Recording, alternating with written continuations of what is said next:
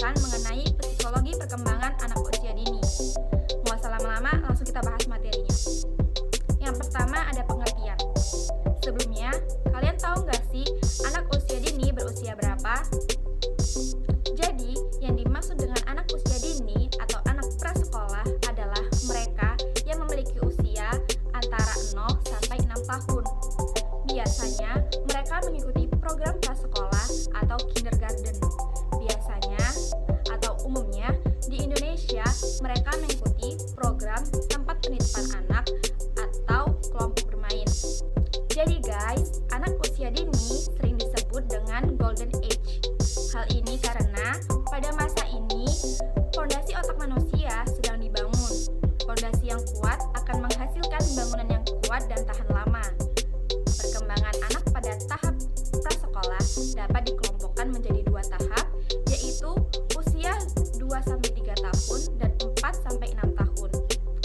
Ada yang menyebutkan bahwa masa golden age anak adalah dari usia 0-5 tahun, namun ada pula yang menyebutkan masa golden age anak dari usia 0-8 tahun.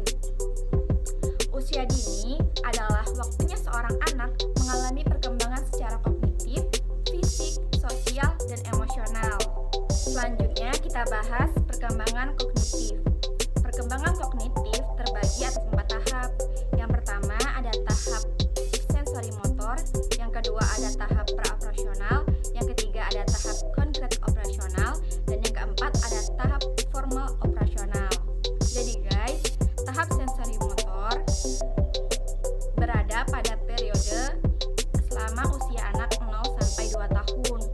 Ketika pengetahuan anak tentang dunianya dan lingkungannya masih terbatas melalui penerimaan indera dan geraknya.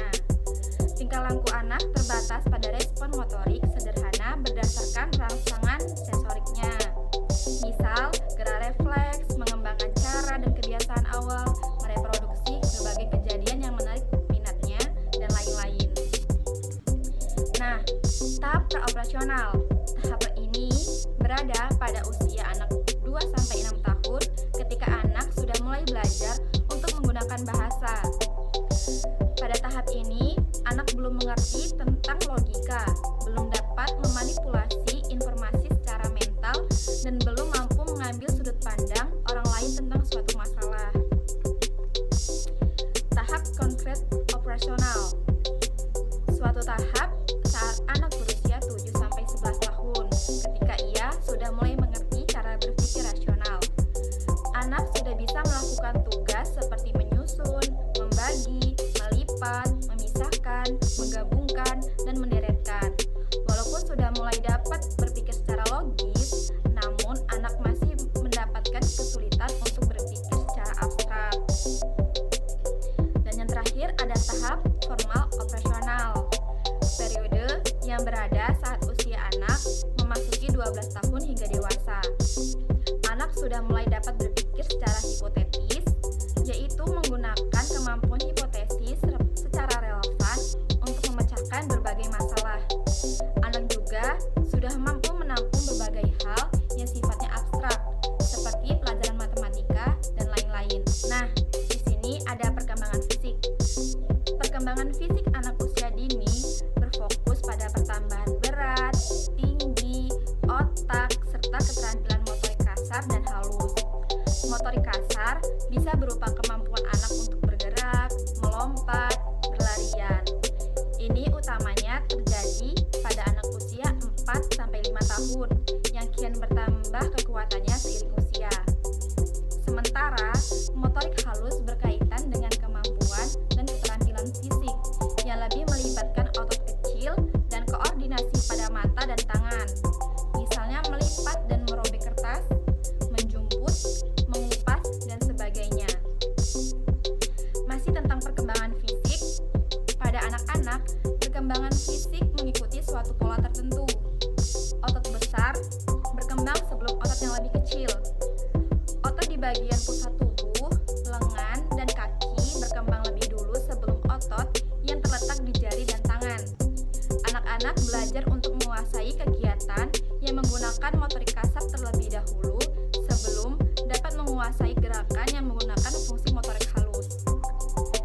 Bagian tengah tubuh berkembang sebelum area lainnya. Otot-otot yang bertempat di bagian tengah tubuh menjadi semakin kuat dan berkembang lebih awal daripada otot-otot yang berada di kaki dan tangan. Yang ketiga, perkembangan mulai dari atas ke bawah dan sebaliknya. Inilah sebabnya seorang bayi terlebih dahulu belajar untuk mengangkat kepalanya sebelum ia bisa belajar berjalan.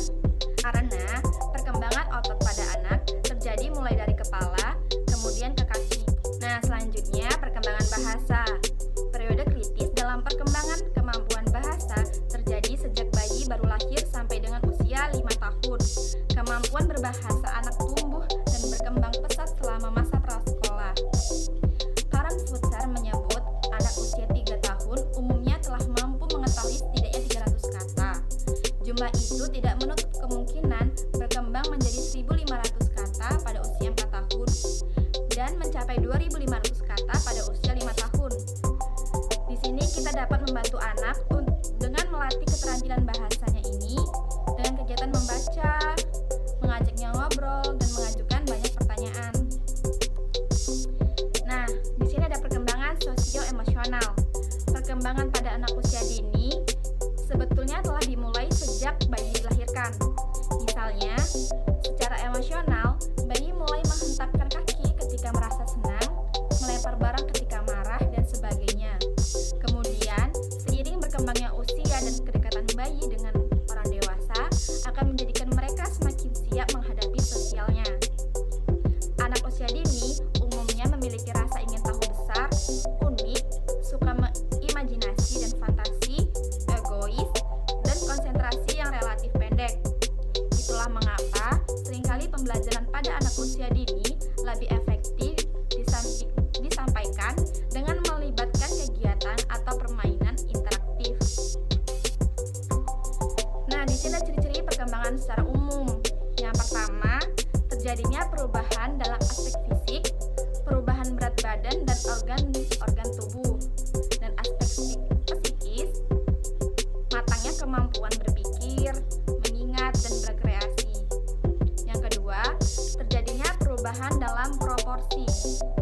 Aspek fisik, proporsi tubuh anak berubah sesuai dengan fase perkembangannya, dan aspek psikis, perubahan imajinasi dan fantasi ke realitas. Yang ketiga, lenyapnya tanda-tanda yang lama. Tanda-tanda fisik, lenyapnya kelenjar timus atau kelenjar anak-anak seiring bertambahnya usia. Aspek psikis, lenyapnya gerak-gerik anak-anak dan perilaku impulsif. Yang keempat, diperolehnya tanda-tanda yang baru. Tanda-tanda fisik, pergantian gigi dan karakter seks pada usia remaja. Tanda-tanda psikis, berkembangnya rasa ingin tahu tentang pengetahuan, moral, dan interaksi dengan lawan jenis. Jadi guys, di sini ada tugas perkembangan anak usia dini. Yang pertama ada belajar berjalan. Orang tua akan melakukan stimulus untuk anak belajar berjalan seperti melatih menetah, memberikan mainan dengan dorongan kursi atau sarana lainnya. Yang kedua, belajar mengendalikan gerakan badan. Belajar bergerak, anak usia dini harus selalu diawasi orang tua ya. Adanya contoh yang baik untuk anak tiru dengan baik. Terkadang, tugas belajar anak bergerak ini masih belum dapat mengetahui resiko dengan gerakan badan yang berlebih. Yang ketiga, mempelajari peran yang sesuai dengan jenis kelaminnya. Peran orang tua kepada anak juga dapat menjadi contoh teladan bagi anak untuk melaksanakan tugas perkembangannya. Jenis kelamin akan mempengaruhi jenis dan pola perkembangannya sehingga orang tua dapat mengarahkannya dengan baik. Yang keempat, memperoleh stabilitas fisiologis.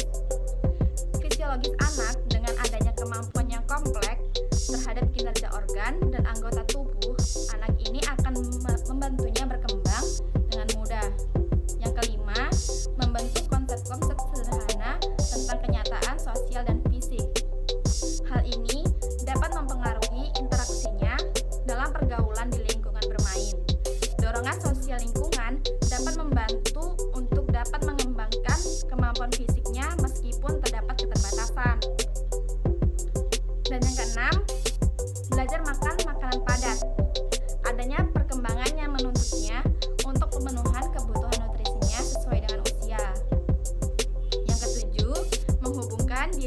emosional dengan orang tua, kakak adik, dan orang lain.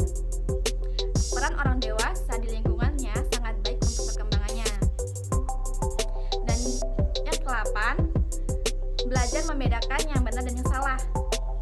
Kemampuan untuk membedakan ini belum sampai pada kemampuan